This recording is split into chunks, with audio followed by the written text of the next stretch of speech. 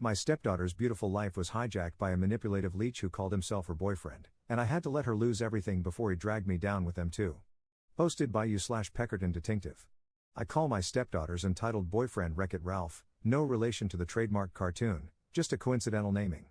He has a tendency to break, ruin, or tear up everything he touches. My stepdaughter, who is actually a sweet and endearing young woman whom I love dearly, has, like many young women with self-esteem issues, allowed herself to be led astray by Ralph.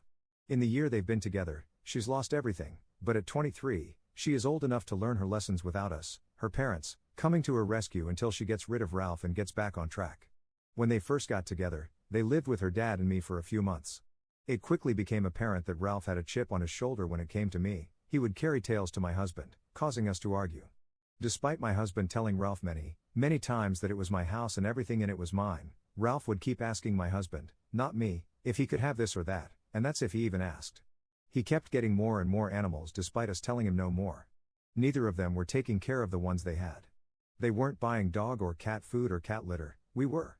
They weren't picking up the messes or training the animals, allowing them to tear up our belongings. Marijuana is legal in our state, and there is a dispensary in our town. The only work these two would do was door delivery, her job with a daily payout, just to get enough money for Ralph to make a purchase at the dispensary every day, along with eating at fast food restaurants. Ralph's chip on his shoulder when it came to me was so evident that one night, they brought my husband a soda, walking in the back door right past me, calling out loudly, "We got you a X," his favorite soft drink, to my husband in the living room, completely ignoring me. Another example, my stepdaughter asked if she could use my debit card to get the four of us drinks at a local convenience store on a hot day. My husband and I were unloading stuff from the truck and trailer in the backyard, so I said yes. However, when checking my account, I saw they had spent $20 on food for Ralph without asking. The end came when I told them they had to replace the bedroom door their dog had chewed the bottom out of and refused to allow the pit bull mix they wanted to rescue, even though it had a bite history, to enter my home. They moved to my stepdaughter's mother's home at that point. During their time there, my stepdaughter kept getting tickets in her car, which is only registered to my husband. They weren't paying their insurance, which I had set up for my stepdaughter, paying the startup costs out of my own money when they lived with us, and didn't renew the plates. Now, her license is suspended, and it cost my husband and me $600 to get the plates, again in his name only, unsuspended. Plus, they had damaged the car and it needed repairs. So he took it from them. Before her license was suspended, but after the police took the plates from her car, my husband let her use his truck, which was on my insurance policy. Ralph drove it, even though he has no license, and blew the motor. It is now sitting and can't be used. I told my husband I would put the car on my insurance for him, but only if he drove it. If he returned it to them, I would cancel the insurance, and I've stood by that. Nevertheless, Ralph called daily demanding my husband return the car to them once it was legal and fixed. After 3 weeks, my husband finally said, "Look, you dumbass, I don't know what it is that you think you're trying to accomplish here, but you're not demanding anything from me and you're not getting the car back. I may have originally bought it for her before she got with you, but it is my car in my name, and I'm keeping it in lieu of the truck you ruined. Don't call me again about the car. Got it?" We had been hearing about ongoing disputes between my husband's ex and Ralph. Things got so bad that Ralph told my husband's ex-wife to pack her crap and get the FCK out of her own home. Another time, he told her to shut the FCK up and remember who she's talking to. So we all decided it was time to let our daughter hit rock bottom since she wasn't seeing how Ralph had taken her from being a sweet, lovable, well-liked, and responsible girl in a college nursing program to this person with a criminal history and no prospects at the moment. My husband's ex-wife moved in with her boyfriend, turned the power off at the home she had been renting, and told her former landlord, whom she was actually longtime friends with, that she wouldn't allow it to affect their friendship if he evicted them for squatting, since neither was on her lease to begin with. When my stepdaughter called wanting to come back, my husband told her she could, but Ralph could not. Now they are staying at a homeless shelter in the town where Ralph's mom lives, and even she won't let them live with her. We hate to see her go through this, but this entitled prick she won't let go of has really brought her down, and she can do so much better. This guy actually told us once he couldn't work at a factory that he interviewed at because it was climate controlled and his heart condition won't allow that, then argued with me and my husband that climate controlled meant controlled by the climate, so it was hot in summer and cold in winter. We haven't seen him hold a job or do anything useful or productive since they've been together, just demand from and use the people who love the girl he's become a Klingon to. Top/relevant comments. Commenter. You are doing the right thing but must be heartbroken for her current situation. Curious to know, what happened to all the pets? Ops response.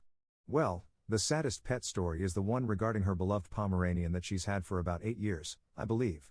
My husband had gotten him for her before we met, and she was pretty attached to him. My husband and I were not aware that they could only have one animal there, and naturally, they had to choose his pit mix pup over any other animal. In what I can't help but feel was a calculated move on his part, Ralph convinced her to leave Bumper, who was full-blooded and AKC registered, with his sister, who we feel sold him.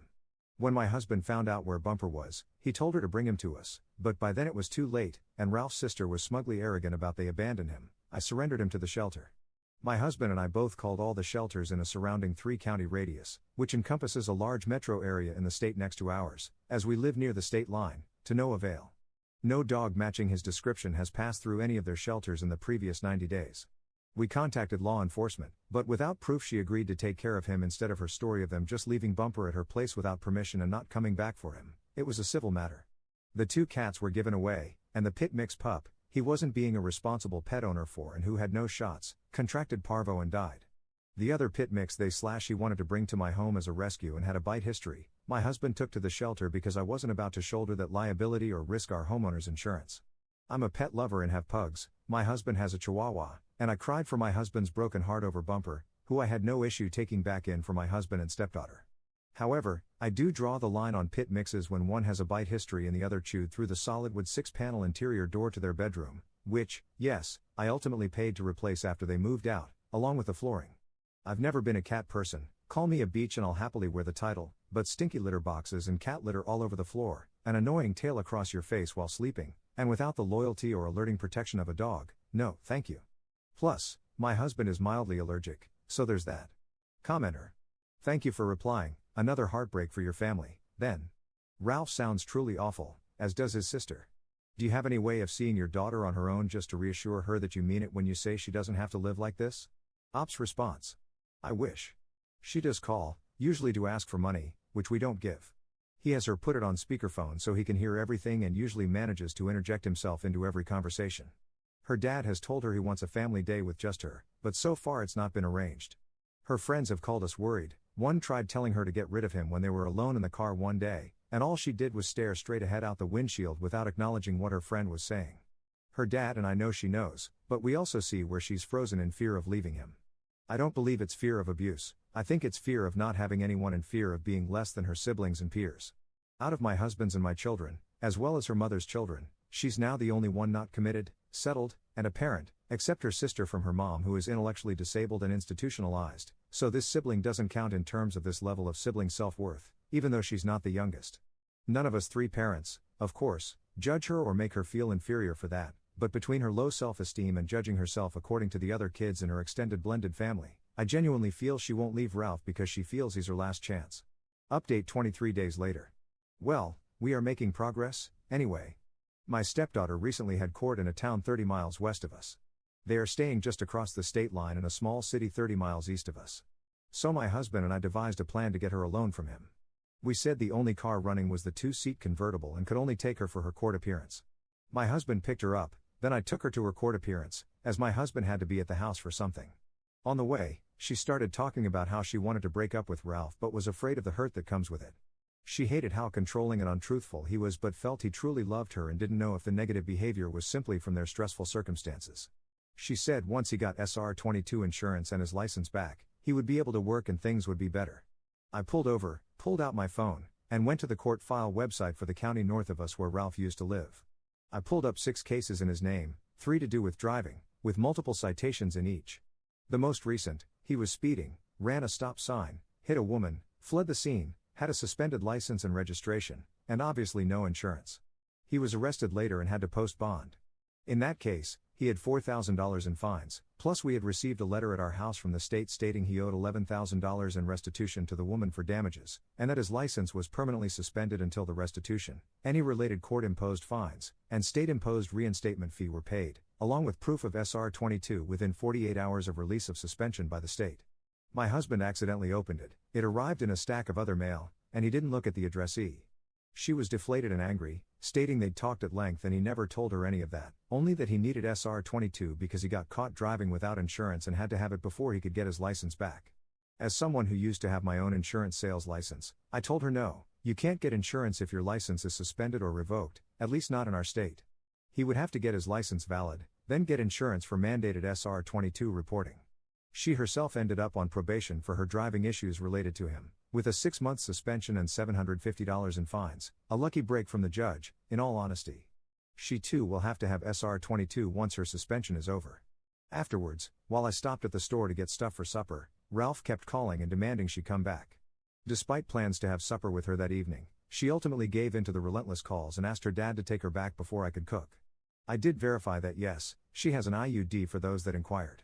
She was very unhappy with her situation and beginning to see him for what he is, and how in the year they've been together he's brought her down. However, she's not quite at the leaving him point, but hopefully, with any luck, she'll be calling to come home soon. She knows she has a place here with us, but he doesn't. Top/relevant comments. Despite everything you told her, she still isn't at the leaving him point? Genuinely curious, what would he have to do for her to be at the leaving him point? Op's response. I don't know. The fact she is considering it is a move in the right direction, and we are being supportive without giving any money or enabling the situation in any capacity. The fact she now has a misdemeanor from driving as a result of his actions really weighed on her. I told her, without mentioning him, it wasn't the end of the world but that it was meant to be a learning point and she should reflect upon how and why she got it, as well as how to move forward from here. She was receptive. Second update 20 months later. It's been a while since I first posted about my stepdaughter and her entitled boyfriend, and I have had requests for updates. Well, here you go. First of all, I think you all probably know what developed immediately after I posted. Most of you, and myself, nailed it on the head. She was actually pregnant when I made the post and kept it quiet until she was showing, giving her dad and me about 3 months to prepare for our granddaughter. She's a beautiful little girl, with eyes and a smile that lights up the place. She's not quite a year old now. Sadly, my husband was killed unexpectedly when the baby was only 6 weeks old. My stepdaughter and I witnessed it, much to our horror. It has been a very devastating and emotional time since. This may surprise many of you, but she, the baby, and Ralph all still live with me. And guess what? He and she both have jobs now. He is actually a surprisingly good dad. He is still a bit more possessive of the 2 girls than I care for, however, he also knows he will never have the pull and manipulation over me through my stepdaughter that he tried with her mother and my husband, so he knows his limits. Neither of them has a driver's license, and I do not routinely taxi them to work or back. They are adults with a child, but I will take them or pick them up on occasion. I let them know I'm proud of them both and want to see them succeed. And by the way, Step has been differentiated for these posts only. In real life, neither my husband nor I ever use Step when referring to our children and grandchildren. His kids are mine, just as mine were his, and that will never change. I will always love and be there for my stepdaughter and granddaughter as her parent. Even Ralph learned I had his back on an incident I knew was not his doing or fault but for which he was wrongfully getting blamed. When my husband was killed, as she and I sat stunned in the ER with his body, Ralph was the first family member through the door to us, still in his work uniform, having come straight from his job, falling to his knees in genuine tears and pulling us both into a tearful group hug as we all cried together. I give credit where credit is due. But here is our update, bittersweet, unexpected, and not at all how I, or probably most of you, would have thought things would pan out. Even the entitled Wreck-It Ralphs of the world do, sometimes it seems, have the potential to turn themselves around and begin to resemble normal, productive, team player people again. It's not perfect, but no one's life is. It's a damn good start in the right direction for them, at least. And I'm grateful to still have them in my life too. These last months would have been worse without them. Editor's note. Op made a post that has details about his husband's death. Here is a summary from a commenter. Commenter. If you read it, it's long and graphically describes his bloody, battered corpse. If you just want the full summary without graphic details, he believed he was having a heart attack, so an ambulance was called. It took 9.5 minutes to arrive, time that Op covered in 2 minutes. The paramedics were allegedly flirting and made him walk, even though he said he couldn't. They loaded him up and, supposedly, began examining him, but no one was inside the back with him. He called to tell him which hospital they were headed to. Op said he was leaving now but had to stop for gas. His mother, who was in the car listening to the scanner, suddenly shouted that they had to pull over because he was in cardiac arrest. Op rushed to the hospital but learned he still hadn't arrived, so he went directly to the ambulance. They had apparently spent 45 minutes there, with police and fire present, before all heading back to the hospital. At the hospital, they waited 10 minutes before calling Op and his stepdaughter back and informed them, in a busy hallway, that he was gone. Then, they immediately opened a curtain to reveal his body, which looked as though it had been violently beaten. He was still breathing, which made things worse. They were being told he was dead, but his body hadn't fully shut down. They were billed for many life-saving drugs and told it was a widowmaker heart attack. However, that condition requires a 100% blockage, and he had functioning stents that made that physically impossible. Op requested an autopsy, but it was initially blocked, and he had to fight for it. The toxicology report showed the only substance in his system was an overdose of methamphetamine, while they repeatedly mentioned fentanyl. He didn't do drugs and was especially afraid of fentanyl, he wouldn't have taken it willingly. The paramedics provided only a short statement. The coroner agreed on a widowmaker heart attack. But the full autopsy showed no signs of that. Instead, it revealed numerous major injuries to his face. The heart attack was actually a minor spasm, fully treatable. It occurred over 20 minutes after they would have reached the hospital had Op driven him himself, leaving him with ongoing guilt. There is no documentation of what happened in the ambulance. But the physical evidence from his body disproves the official story about how he died and what was administered to him. Despite this, the coroner refuses to amend the death certificate, which still lists the cause as a widowmaker heart attack, cause unknown.